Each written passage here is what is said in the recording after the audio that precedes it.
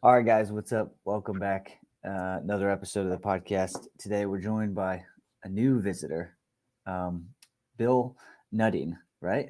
Correct. Um, Marty, do you want to introduce him or do you want to have Bill No, introduce I'll him? introduce Bill. Go So ahead. I've known Bill. Bill's from West Union, Iowa, same place that I grew up. We grew up about a quarter of a mile from each other in West Union. He was a three-sport athlete. He was a basketball player, football player, and a baseball player. He was a very good quarter. He was our starting quarterback. He was a really good basketball player, but the thing that he's most known for in the Rockton area where I live now is that he's one of the biggest Hononegah wrestling fans you'll ever see that's never had a kid go through the program. He used to come in on the weekends and he'd ride on the school bus with me when we'd go to tournaments in Chicago and stuff like that. And we've known each other since kindergarten. There's a couple other guys that are watching today that are here that we've known since kindergarten. We were out last night having fun, but I think I just get the view from Bill about wrestling, anything you want to know about Iowa sports. Bill's pretty knowledgeable, so I think it'll be fun having him on today. Well, great. Welcome, Bill. Glad to see you were a number one supporter of Marty. Oh yeah, no, it was great. It started out pretty slow at Hononegah, as you guys probably know, and he turned it into a juggernaut pretty quickly, which is pretty impressive, I think. Yeah, I think we all can attest to the. Can I give you one story? Yeah. Okay. So he would come in once in a while in the off season. He thought we'd be going out to golf or do something. No, we'd be driving into Chicago to freestyle tournaments. And we were in Elgin one time when they were short officials. I said, I got a friend here. He can do it. So I go, just put him as a third official in the chair where he has to make the final decision. If it's a split, if it's 1-1 or whatever, he's got to say 2 or 1. But he would go, when it started Greco, he knew nothing about it. And he said he would just sit there and lift up the pad and go, okay, that looks good. Yeah. Yeah, I was a scorekeeper too, which I didn't know how to do that either. So yeah, and then of course Marty couldn't sit there and tell me. He just would walk around the arena, and I'd be looking around, going, "I have no idea what to do here." So yes, so yeah, that was interesting. Well, luckily for you, I don't know if the level of reffing has changed much. Yes. I was just gonna say, I think there's still some of those guys out there that just let's just go with what the other guys say here. Yeah, Right. yeah. I was that guy. I saw where his name was mentioned to go in the Hall of Fame for officiating in Illinois. Well, yeah, very possible. Very possible. Hey, we're still short officials, so if you ever want to come out of retirement. Yeah, there you go. Yeah, we definitely need some in the area. I think I'll say the first time I think I met Bill was in Iowa for the NCAAs.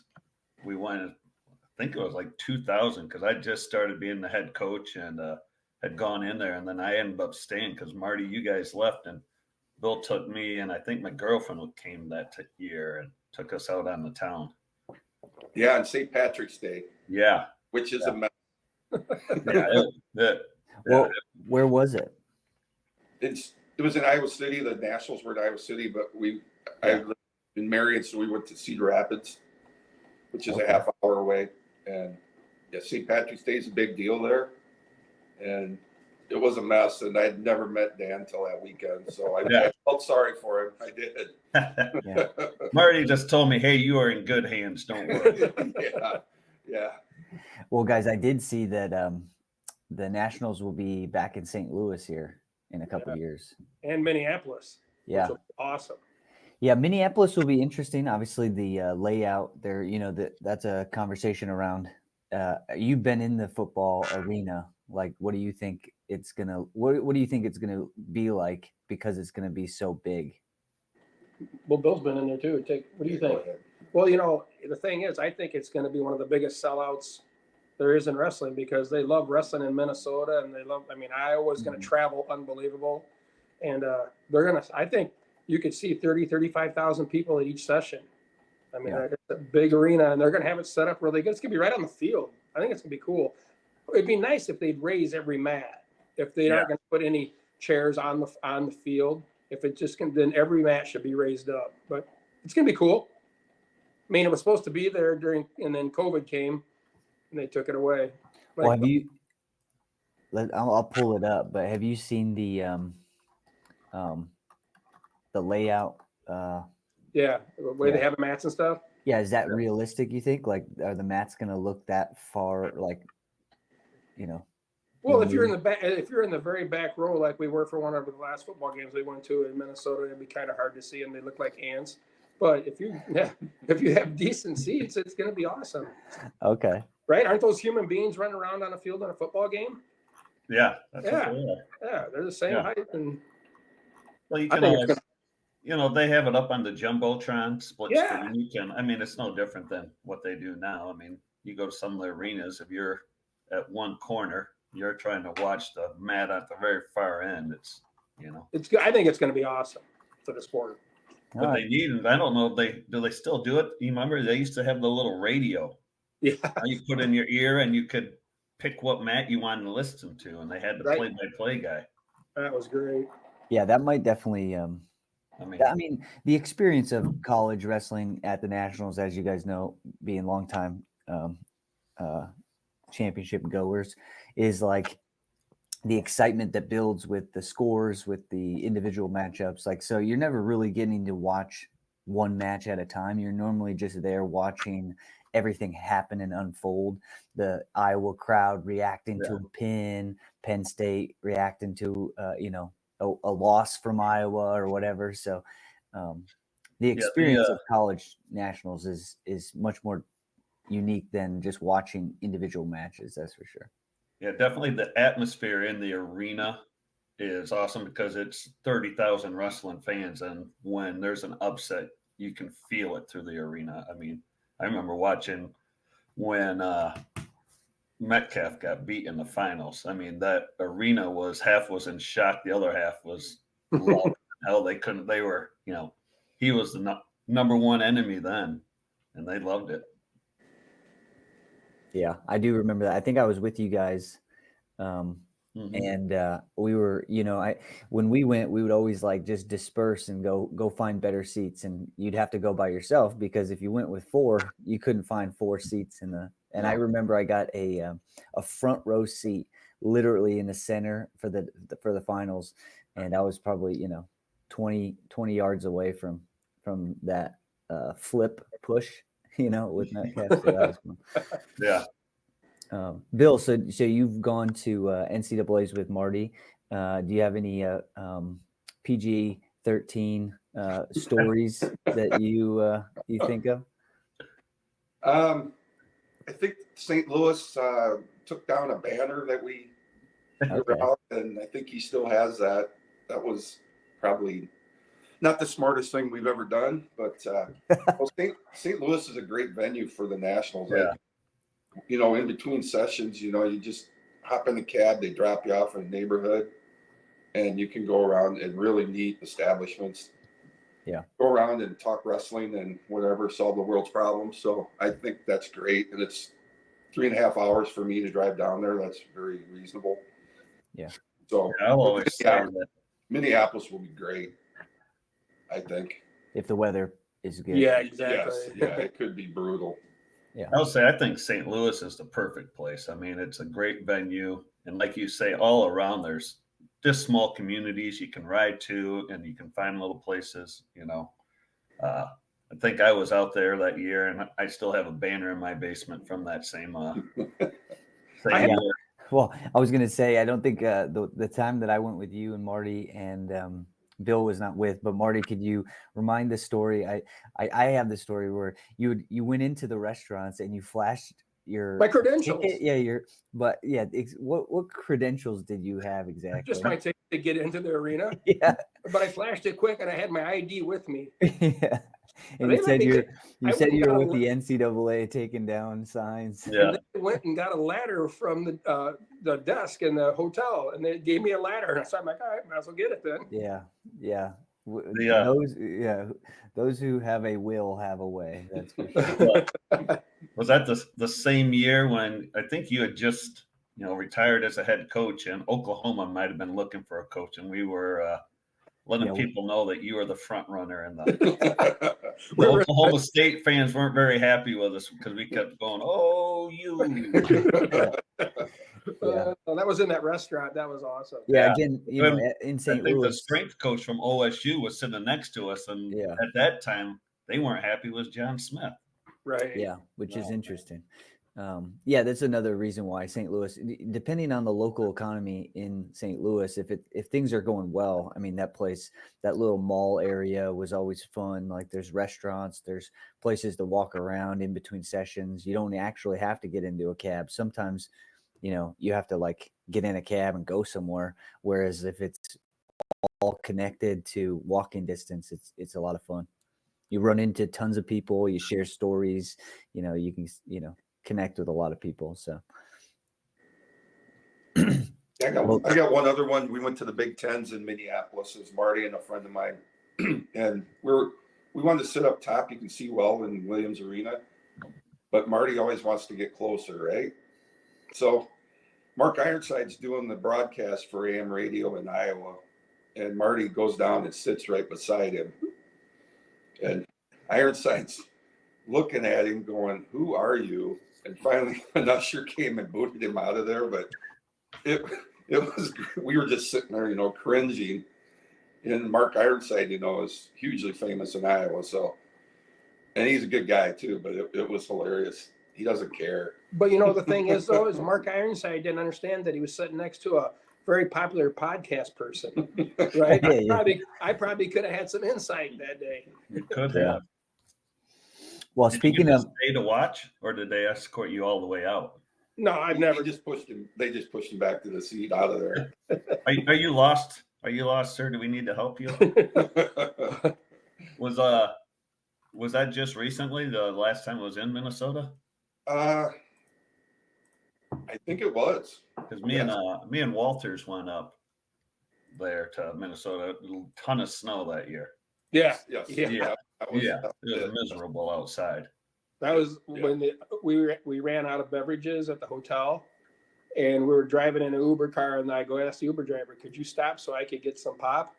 And he goes, "No, we can't do that. We can't do that." And all of a sudden, I put a $20 bill on the thing. He goes, "I think I can pull in for you."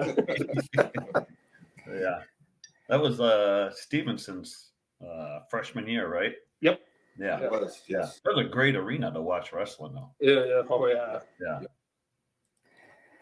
well, sticking on this this topic, according to Intermat, right now, I don't know if you guys can see these clearly or not, but these are the tournament rankings headed into the season for the NCAA.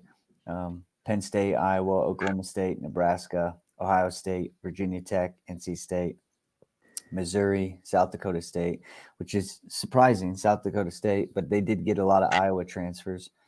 Yeah, what do you guys think about the college season heading into it? I'll just throw it out there. It's still Penn State's title. I don't know. I mean, Iowa got a couple nice transfers and help bolster them, but I don't know if they have enough. Maybe Oklahoma State can make a run at them, but Penn State's got it locked up right now. I mean, yeah. Well, Oklahoma State, I don't think has even close to the capability that Iowa does as far as individual title contenders. But there's a lot of buzz. They got a lot of buzz. They got a few All-Americans. Yeah. But I don't think they're going to challenge for the title. I think it's a two-horse race, whether Iowa can pull through with their transfers and get some upsets. Again, I looked through the individual national rankings, and you got Missouri at the top. You got that Colorado, Alirez. So there's a couple individuals that could take out some of the Penn State guys earlier on, and then make their tournament a little bit more difficult to add points up. So there is a chance, because of the way the NCAA tournament unfolds. There's you got to win 5 matches in the backside to get to an All-American. So it could make it a little tougher, because Penn State does not look like they're going to have, Aaron Brook. They don't have everybody that they had the last couple of years. So should be interesting. I got a question. So the 65 pounder for Iowa, Illinois, but then 74 is going to be Gabe Arnold, right? And then 84, they're saying Nelson Brands. Well, what happened to the kid that was from Minnesota? What's his name, Bill? 6,500. That's just a machine. I can't think of his Minnesota. name. Yeah, no, Iowa's 65 pounder or no, 74 pounder last year. Come on. All-American. Oh yeah, he's the one that you Did he said transfer? 74. Left, right? Yeah. Because Track these guys. what's his face came from Wisconsin. Hamidi came there from Wisconsin. Oh no, Hamidi went to Oklahoma State. That's right. So where'd the guy go from? The kid that was a 74 pounder last year from Iowa. He transferred too. Hold on. Yeah, I thought he. Kennedy. Yeah, Kennedy. Kennedy is ranked at number 8 at 174, but you're suggesting that Who's I guess number Brands. 74? you're suggesting Brands is supposed to be coming back. Well, they showed their lineup, and Brands was at 84, and then Gabe Arnold was at 74. Can Arnold I make see. 74? What? I thought Arnold was an 84. No, he's short, very short in stature. Yeah, he's short. Yeah. Well, yeah, I mean, time will tell, I guess. Yeah. I forgot to look at. I could look at South Dakota. Maybe he can't State. beat Kennedy out. Yeah, maybe he did. I Maybe. mean, Kennedy's pretty scrappy. I mean, the guy. I mean, like I said, the season is just not even started completely, so we don't really know how the lineups are going to fully shake out. But what do you? Speaking of Iowa, what's your thoughts on Ayala going up to 33? I thought he was small at 25. I think no, he was big. he was big, tall. Lanky. He looked like he Yeah. looked like he was emaciated. Like Yeah. he was like every time his skin was pale, and Yeah, but he was now they have probably- nobody at 25. His brother. But he's redshirt. They're not. They've already posted their lineup, and it's some other kid I never even heard of. So Yeah. Interesting. won't score any points. Yeah, we'll see. It should be interesting as the season gets closer to see if there's any other movement going on with the, Right. with the lineups and stuff. Obviously, preseason open tournaments are going to probably change some of the lineups depending on if they have a couple guys at the weight classes. And then, like we saw last year, the lineups aren't going to be, solid or completed until maybe the Big Ten tournament, whether it's because of injury or whether it's because of just two really good wrestlers kind of in the lineup. So I got a question since you brought up the Big Ten tournament. Northwestern's hosting it. Yep. Where's it going to be? At Northwestern's campus in the Welsh Ryan Arena, yeah, I or is think it going to be out in the? At the Sear Center or whatever. Yeah. yeah. Well, we did bring this up. That's a good question. I would say, I mean, I don't know. I know the football was in a different spot this year, right? Yeah, they're playing on the women's soccer field, which is cool as Yeah, heck. because they're building a brand new stadium. Okay, so maybe, Well, yeah. I haven't gone into the Midlands the last couple of years. Do they still hold the Midlands at Sear Center, or do they bring them back on the campus? No, it's still at the Sears Center or the whatever vitamin thing it's called. Yeah, the now, IC Arena or whatever. yeah. It'd be great though. Either way, it's gonna be awesome. Yeah, I mean, logistically, right there off of 90 would be awesome at that Sear Right. Center. I'm just going with that. Bill's laughing because I say awesome. We started a drinking game, and Uh-oh. it's rough. It's already Us, we morning? gotta take it It's down pretty to the early. full. Early to start. We the got some drinking people game. in the crowd over here too that are laughing at it. Yeah. Well, guys, I definitely wanted to chat a little bit about the Super 32. I don't know if you're familiar. High school wrestling Super 32 is like the largest preseason national tournament in the country. Hononegah local school. They have two individuals registered: Rocco Cassiope and TJ Silva, and a few others I have pulled up. I'll pull up. Where's Bruno at? I don't know. I heard a couple rumors about potential injuries or something like that. So I do not know. We'll have to we'll try to have to get a lowdown on that. It'll be interesting to see how TJ does. Yep. But here, let me show you the list of wrestlers, because I think it's interesting too, just to see. So this is just a list of Illinois wrestlers. And so we got Braden Tennyson. I don't think he's Not wrestling. He's he's injured. injured. This is a high school. This is a middle school wrestler, Brendan Arden from Dakota area. Sandwich. This is another school that I'm going to include this year. Sandwich High School. I'm trying to think of what place he took last year, but he did well. Emmett Nelson from Richmond Burton. Jimmy Mastney, state champ from Marion Central. What weight's he going? He is going 175. We got Nick Marchese. Not familiar with him. So Rocco Cassiope and TJ Silva. So, it's going to be I think an interesting experience for these guys, because obviously this is a huge field of Illinois wrestlers going, and it's such a big tournament. But someone like TJ, who last year it really looked like he got into the groove towards the end of the season, right? I think he struggled a little bit in the early on, had a couple tough losses. These national tournaments in the preseason are really tough to go to if you haven't been training all summer. And even if you have been training all summer, sometimes you're like, I need to take a month off, or, so it is an interesting time of year to go to such a elevated event. Personally, I would prefer to go to a tournament like this in, March or April, right after the high school state tournament, maybe give a couple of weeks to recover from any little injuries from the season, but you're in shape, you kind of have your reps in.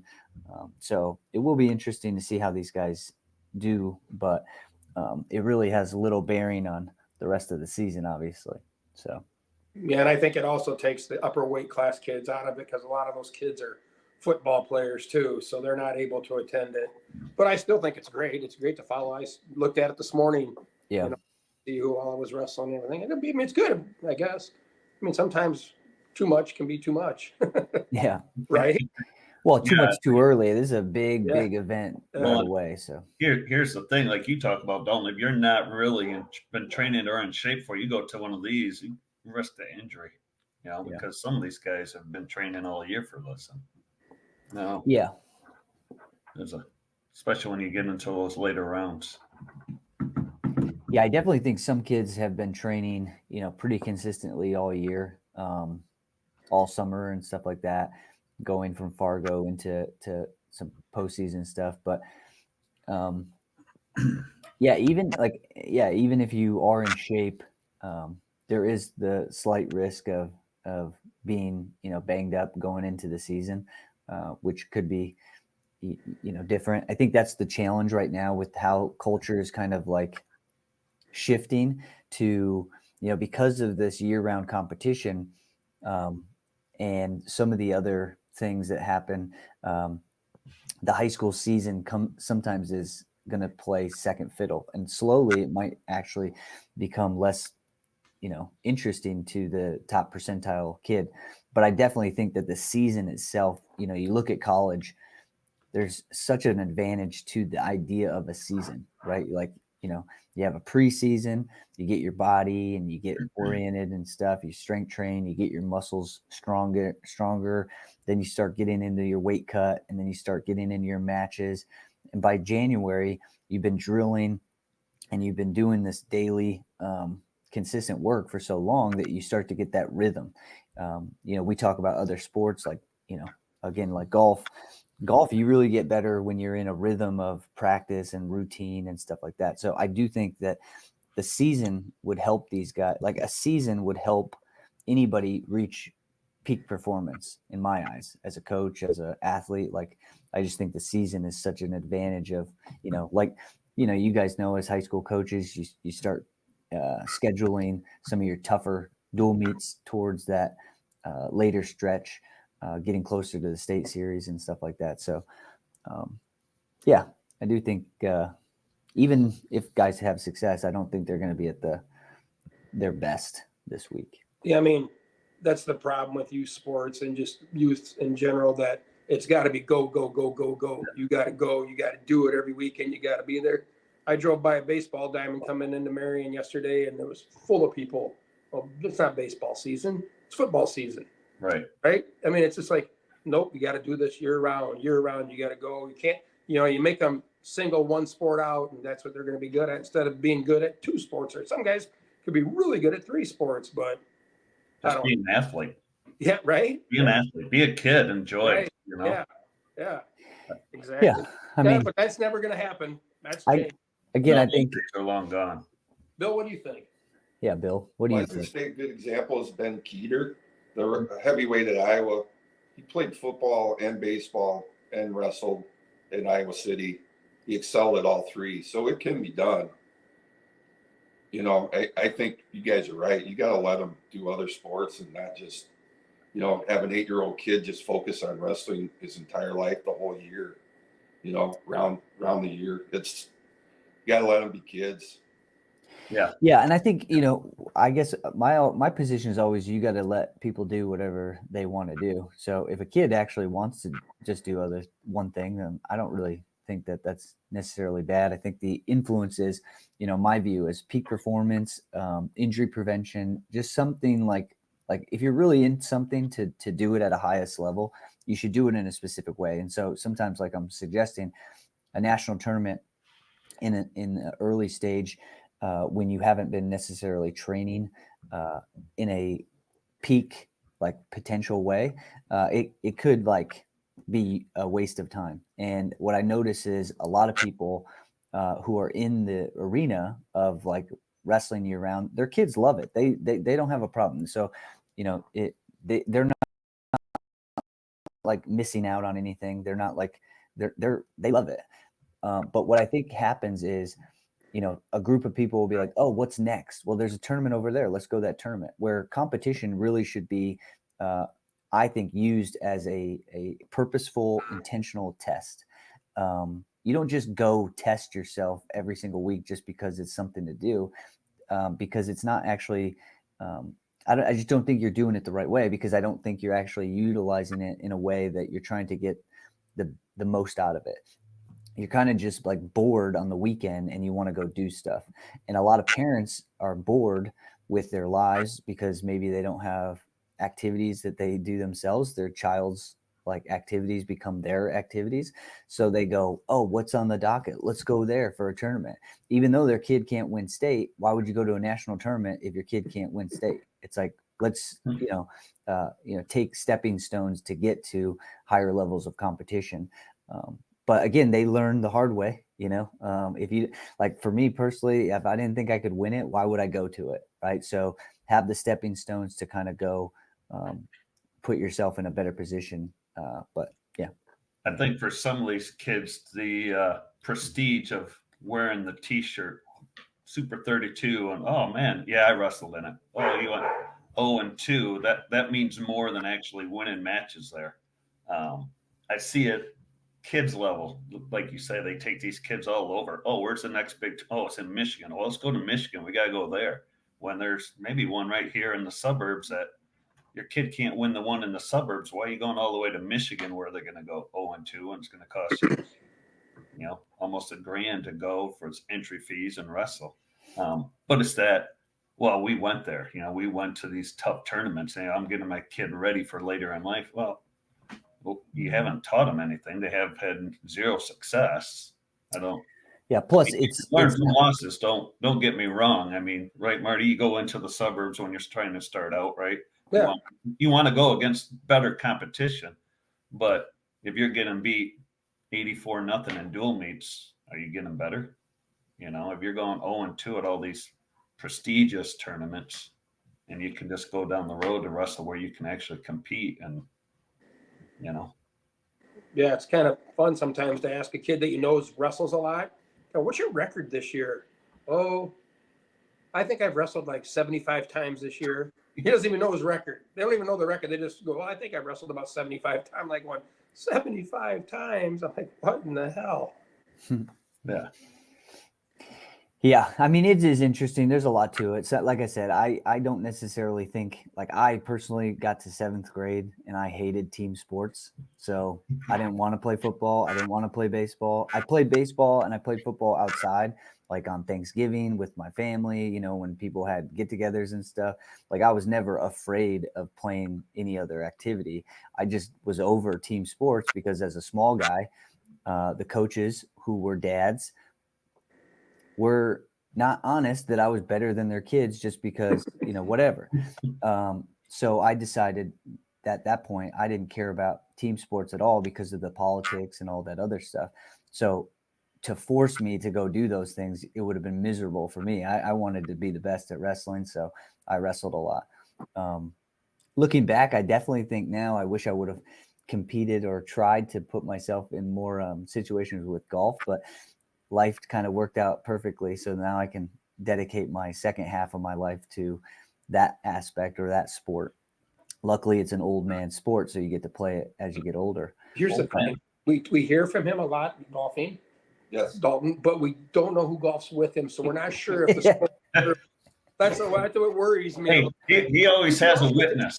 We just don't know who he's witnessing. Well, Marty, next time we play, we can play this week. We can put some money on it and see. Golf? Well, we're going to play this week. Mary Ann's going to play 9 holes. Yeah. Somewhere. I shot an 80 though on Wednesday. There you go. Nice. But I'm playing from the up tees because I'm 60 years old now, so I can do that. Yeah, good for you. Yeah, I'm glad that you let it go and you are just accepting your age. Yeah. Yep.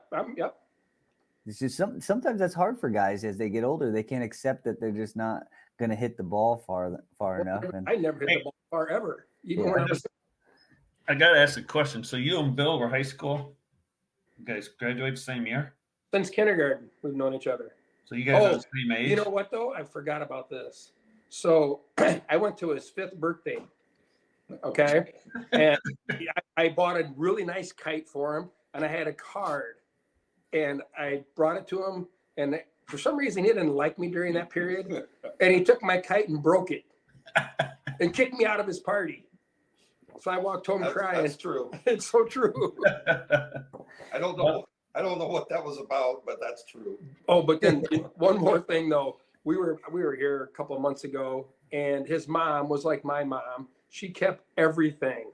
She had the birthday card from when there was so many nice things I wrote about him, but I should have said that asshole broke my kite. That's funny. So Bill, you helped contribute to who Marty is today. There you go. Oh boy. Yeah. I don't know if I want to take credit for any of that. But, yeah. Well, I think it's a good thing. We bonded pretty well in high school. Football really made us. We were both on defense together, and he was a running back, I was a quarterback. But I saved his ass so many times making a key block. That is not true. But defense was what we specialized in. I was a safety, he was a linebacker, so we were pretty close knit group on that side of the ball, and just really, really good friends, and super impressed with what he did at Hononegah and what he just does daily as a person. So, no, he's a great guy. Glad to know him. I'm glad to get on here so I can maybe let people know what kind of guy he is, because he's a goofy as all get out, but good guy. Yeah. Well, if you spent so much, you were so close proximity to it, like you can attest to, the difficulty with building high school wrestling is oftentimes the dedication from a coaching perspective. I think the average length of a high school wrestling coach is like 3 years or something like that. And, there's a lot of, again, politics, parents, travel away from your family. So are there anything that you can talk about that you saw from Marty with his dedication and approach? Yeah, absolutely. I think a lot of people think it's like a 3-month gig if you're coaching, maybe 4 months. It's year round. I mean, for what you get paid, $2,000 or something. I mean, I got a bonus. But I mean, he was at tournaments all summer. He was recruiting kids to come out. I mean, I watched it. I mean, I watched him when he first started.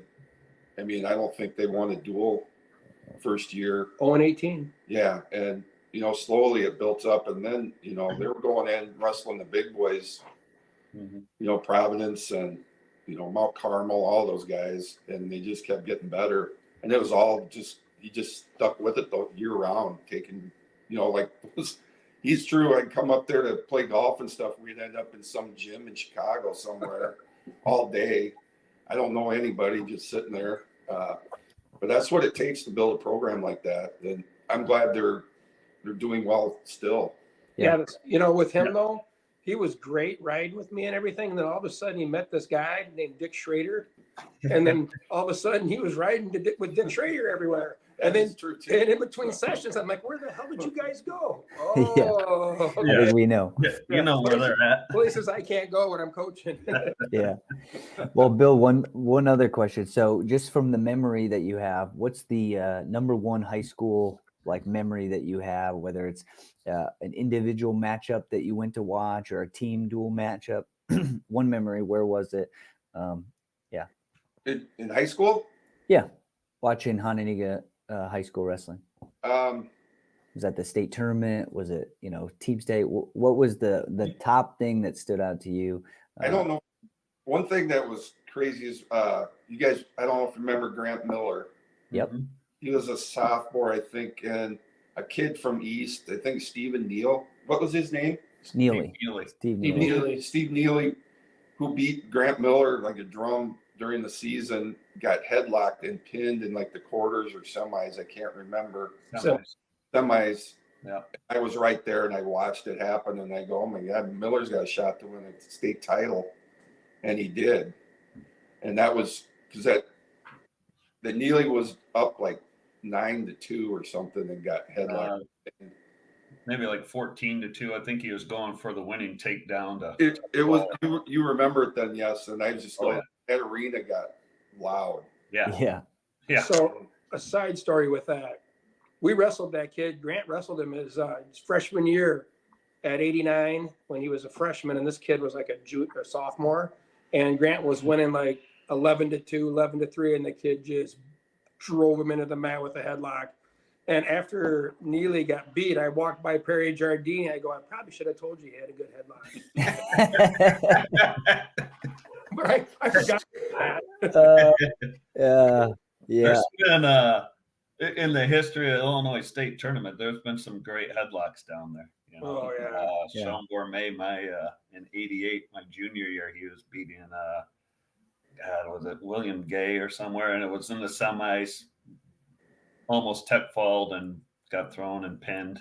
I mean, then the arena just went silent. It was like, whoa. Yeah. No one saw that coming. Yeah. That's another reason why any coach that disputes the headlock is just a very, short-sighted coach. I love the headlock. Cal Ferry was good at the headlock. Oh, yeah. It's, I think, what was the Geneseo tournament against Granite City? I threw a kid in a headlock to, pin him. It's fun. And then thinking about matchups, remember, I think it was my junior year. I was supposed to wrestle this kid Wade Lowe from down south. Oh, yeah. And what's his name from Glenbard North threw him in a headlock a couple times, and I then I wrestled him and I beat him up. But yeah, the headlock is something that equalizes talent pretty quickly. Yeah, Wade Lowe in those events. Like I remember that. Now Wade Lowe, maybe from Alton or somewhere. He was undefeated, big guy. We're like, this is gonna be a good match, and the kid from Glenbard North tossed him a couple times. Yeah, I remember a couple of years ago, man, I thought it was Brian Smith down at Missouri on some YouTube, or it might have been on Flow. All he did, he goes, today is the headlock. Everything's defense. Everything's a headlock. Guy shoots a double leg, we headlock him. Guy stands up, we step out in front, we headlock him. He goes, you're standing up from the bottom, we're reaching back, we're grabbing the head, and it was pretty funny, but he goes, this is what we're doing today. Yeah. Yeah, any move is a great move if it works. I think if anybody rests on one specific move, it'll eventually catch up to him no matter, how good you are. Good guys will figure out how to avoid certain positions and stuff. But I love the headlock. It was such if you start pushing individuals pressure, they always over push back. And when they do that, you can toss them. So I loved it. One Baker boy from Byron. Yeah, exactly. Everyone knows he has a headlock. Yeah. Don't stop. Yeah, it's good. Yeah. State tournament's always good for that. So Bill, do you have any other thoughts that you want to jump on? You're only on here for a short time. McNames, you got any questions for him? Marty, you have any specific things for him? I'll say this. My big thing today is the Washington-Iowa football game. What's going to happen there? Truthfully, I think Iowa's going to get beat. Hopefully, though, they win, but I don't know. Yeah. What are you going to put the over-under on score? Total points, like 15? Probably 14 and a half. Washington might score a few. Yeah, isn't Belichick? Belichick's son is part of the program, but Belichick is kind of helping out that Washington team as well, I think. He's got a 24-year-old girlfriend. Yeah, that might be just publicity. Who knows what? But I don't. But it's good publicity. Yeah, sure. I mean, yeah, I'll say this about Bill for being this just kind of shows the mentality of Iowa people in general, right? He was a basketball player, only probably knew about wrestling from Marty in high school and his friends, but the guy is a wealth of knowledge when it comes to Iowa wrestling. He is. But like I think he wrestled. I think he wrestled a little bit in middle school, and I think I pinned him. You never wrestled. that is not true.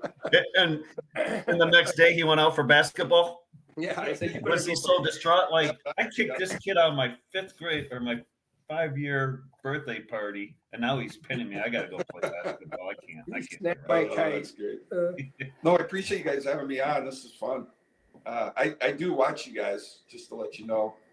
And I will say this. I mean, Iowa's a great state of wrestling, and they follow it immensely. But I've seen that the talent in Illinois is crazy good.